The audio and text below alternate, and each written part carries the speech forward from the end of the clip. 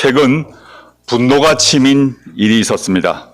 지난해 12월 11일자 현안검토회의 의제를 다룬 중대범죄수사청 조직설계 관련 문제점이라는 문서 때문입니다. 이 안에는 봉욱 청와대 민정수석이 제시한 의견이 적시되어 있었습니다. 봉욱 수석은 중수청에 법률가인 수사사법관을 둬야 한다고 했습니다. 특히 기관장 및 수사부서장에는 수사사법관만 보임해 비법률가인 수사관을 지휘해야 한다는 의견입니다. 이들 수사관 직급은 현재의 검사와 동급으로 할 것을 주장했습니다. 일반 수사관은 보조 역할만 해야 한다고 말했다고 합니다. 또 중수청을 검찰 구조처럼 3단계 구조로 짜고 있습니다. 제2검찰청에 외관을 부여하겠다는 것 외에 다른 이유를 찾을 수가 없습니다. 결국 검사가 수사사법관으로 명찰만 바꿔다는 것입니다.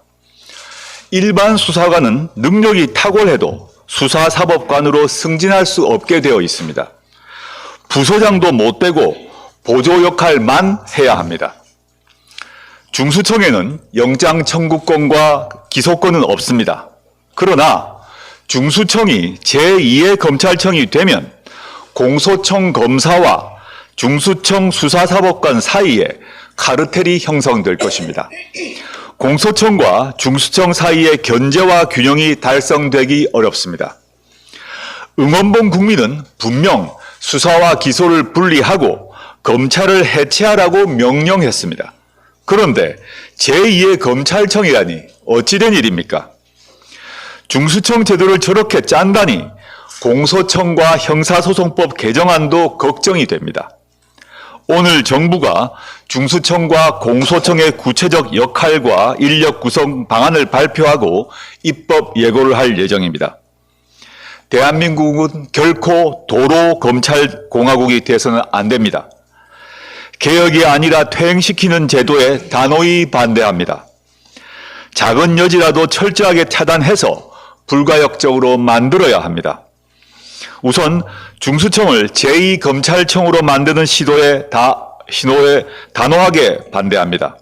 이는 수사기소 분리를 외치며 싸워온 국민에 대한 배신입니다.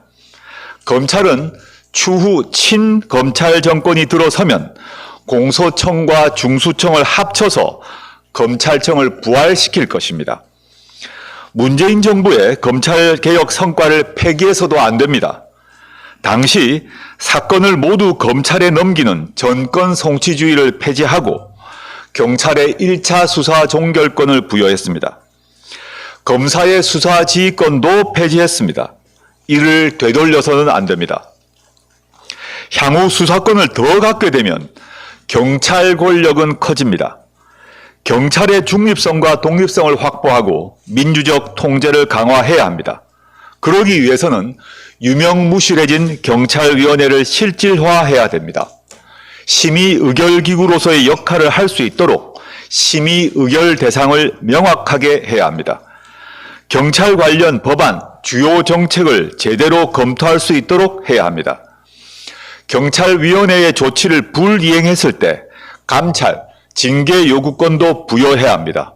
물론 내란 숙의 윤석열이 임명해 놓은 경찰위원회 개편도 이루어져야 합니다. 검찰개혁 방안의 상당수는 문재인 정부에서 이루어졌습니다. 당시 여당 의석수가 부족하고 경찰 준비도 미흡했습니다.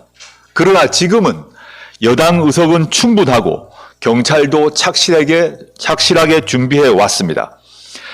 검찰개혁 과제를 완수할 절호의 기회입니다. 검찰개혁을 진두지휘하며 공소청 최종 책임자인 정성호 법무부 장관과 중수청을 설계해서 운영할 윤호중 행정안전부 장관, 정부 내 의견을 조율할 윤창열 국무조정실장은 흔들리지 마십시오. 검찰 카르텔이 아니라 국민의 바람에 귀를 기울이십시오. 그것이 이재명 대통령을 제대로 보좌하는 길입니다. 감사합니다.